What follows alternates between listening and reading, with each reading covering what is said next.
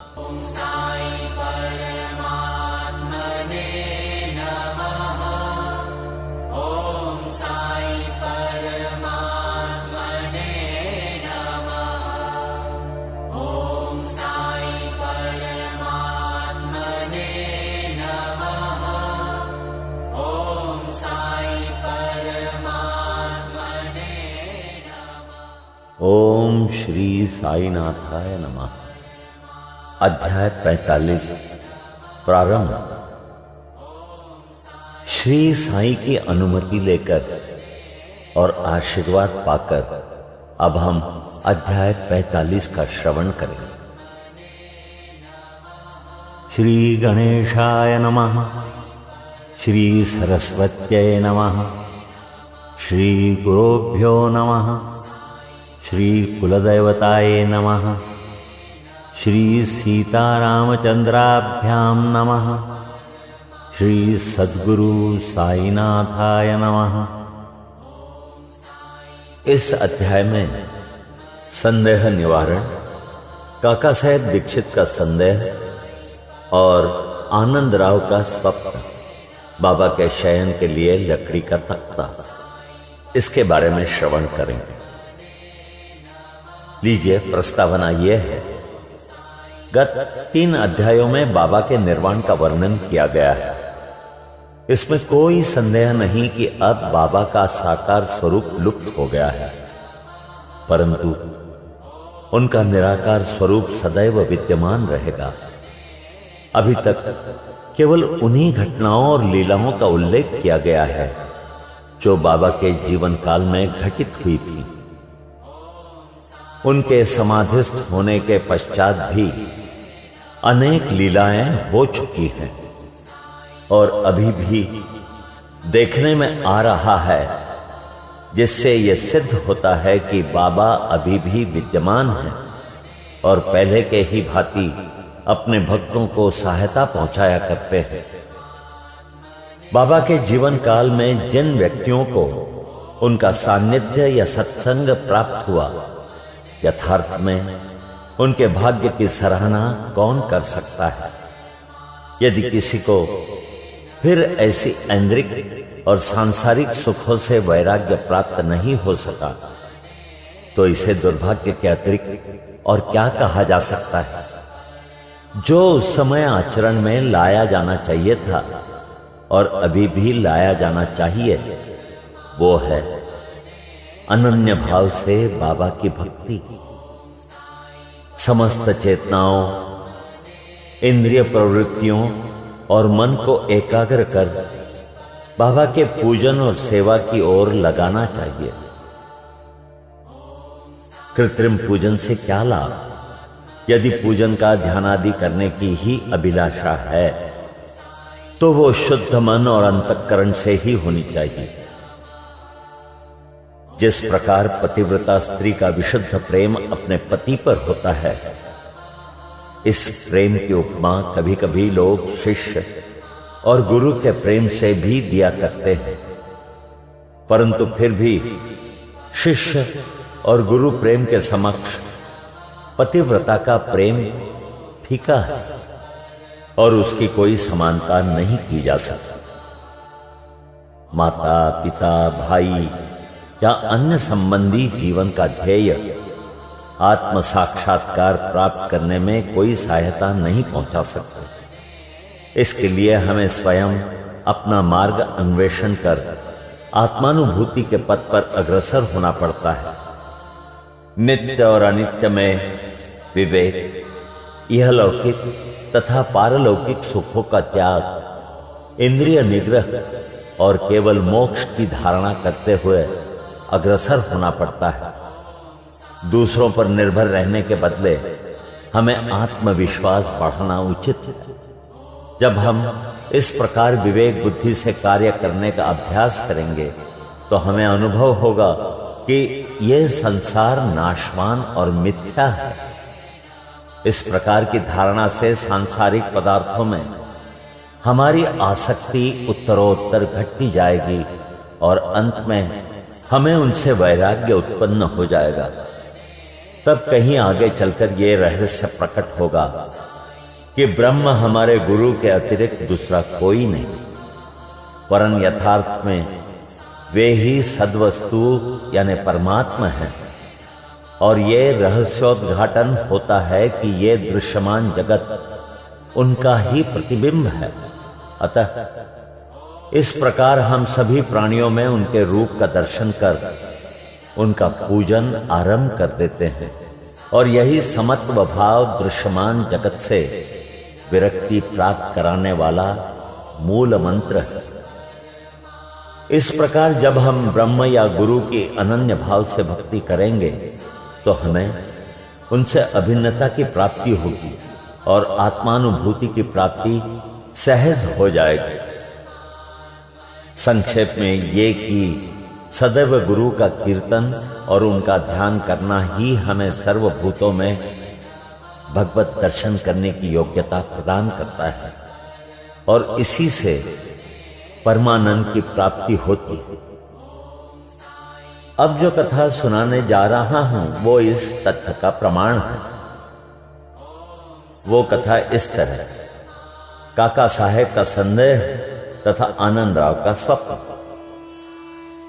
ये तो सर्वविदित ही है कि बाबा ने काका साहेब दीक्षित को श्री एकनाथ महाराज के 2 ग्रंथ, पहला श्रीमद् भागवत और दूसरा भावार्थ रामायण का नित्य पठन करने की आज्ञा दी। काका साहेब इन ग्रंथों का नियम पूर्वक पठन बाबा के समय से करते आए हैं और बाबा के समाधिस्थ होने के उपरांत भी अभी भी वे उस प्रकार का अध्ययन कर रहे हैं। एक समय चौपाटी में काका साहेब प्रातःकाल एकनाथी भागवत का पाठ कर रहे थे। माधवराव देशपांडे यानी श्यामा और काका महाजनी भी उस समय वहां उपस्थित थे तथा ये दोनों ध्यानपूर्वक पाठ श्रवण कर रहे थे। इस समय 11वें स्कंद के 2 अध्याय का वाचन चल रहा था, जिसमें नवनाथ अर्थात ऋषभ वंश के सिद्ध यानी कवि, हरि, अंतरिक्ष, प्रबुद्ध, पिंपलायन, अविर्होत्र, द्रुमिल, चमस और करभाजन का वर्णन है, जिन्होंने भागवत धर्म की महिमा राजा जनक को समझाई थी। राजा जनक ने इन नवनाथों से बहुत महत्वपूर्ण प्रश्न पूछे और इन सभी ने उनकी शंकाओं का बड़ा संतोषजनक समाधान किया था। अर्थात कवि ने भागवत धर्म, हरि ने भक्ति की विशेषताएं, अंतरिक्ष ने माया क्या है, प्रबुद्ध ने माया से मुक्त होने की विधि, पिंपलायन ने परब्रह्म के स्वरूप, अविर्होत्र ने कर्म के स्वरूप, द्रुमिल ने परमात्मा के अवतार और उसके कार्य, चमस ने नास्तिक के मृत्यु के पश्चात की गति एवं करभाजन ने काली काल में भक्ति की पद्धतियों का यथाविधि वर्णन किया।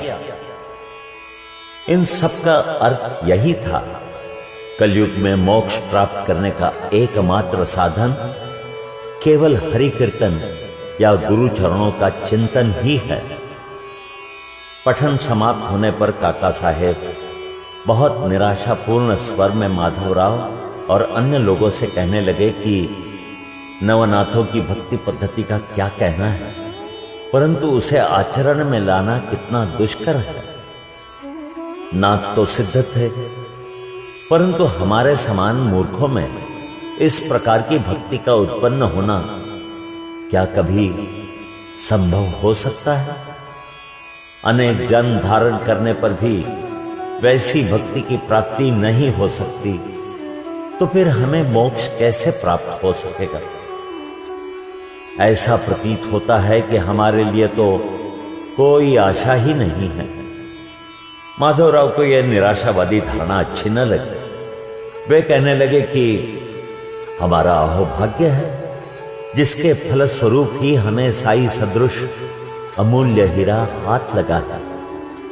तब फिर इस प्रकार निराशा का राग आलापना उचित नहीं है। यदि तुम्हें बाबा पर अटल विश्वास है तो फिर इस प्रकार चिंतित होने की आवश्यकता ही क्या है।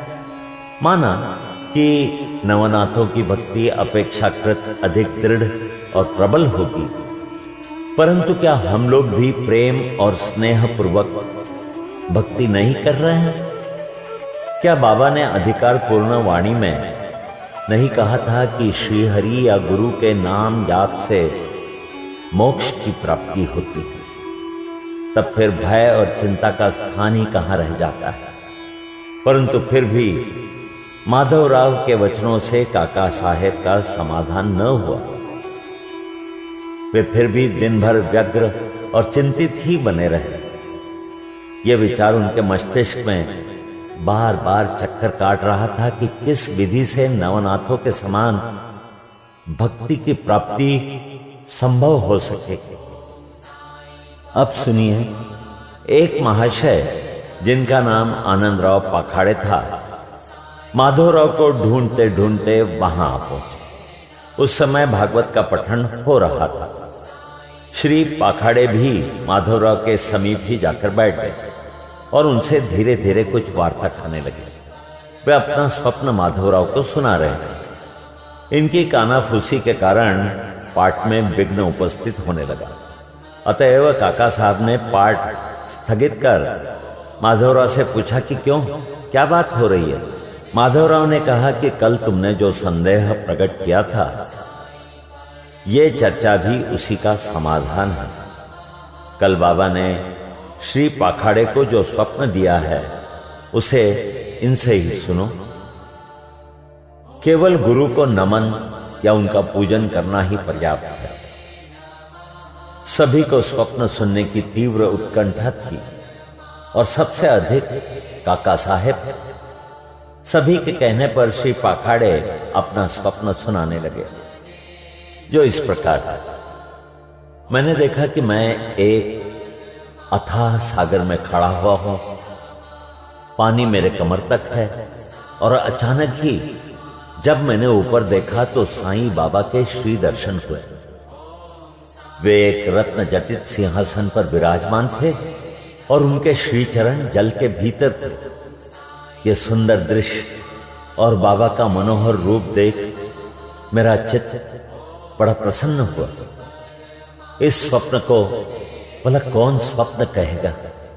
मैंने देखा कि माधवराव भी बाबा के समीप ही खड़े हैं और उन्होंने मुझसे भावपूर्ण शब्दों में कहा कि आनंदराव, बाबा के श्री चरणों पर गिरो।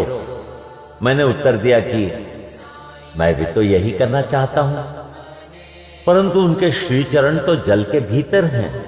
अब बताओ कि मैं कैसे अपना शीश उनके चरणों पर रखूं?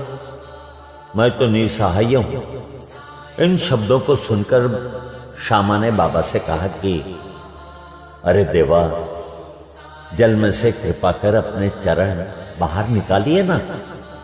बाबा ने तो तुरंत चरण बाहर निकाले और मैं तुरंत उनसे लिपट गया। बाबा ने मुझे यह कहते हुए आशीर्वाद दिया कि अब तुम आनंद पूर्वक जाओ। घबराने या चिंता करने की कोई आवश्यकता नहीं। अब तुम्हारा कल्याण हो। उन्होंने मुझसे यह भी कहा कि एक जरी की किनारों की धोती मेरे श्यामा को दे दे, इससे तुम्हें बहुत लाभ होगा। बाबा की आज्ञा पूर्ण करने के लिए ही श्री पाखाड़े धोती लाए और काका साहब से प्रार्थना की कि कृपा करके इसे माधवराव को दे दीजिए।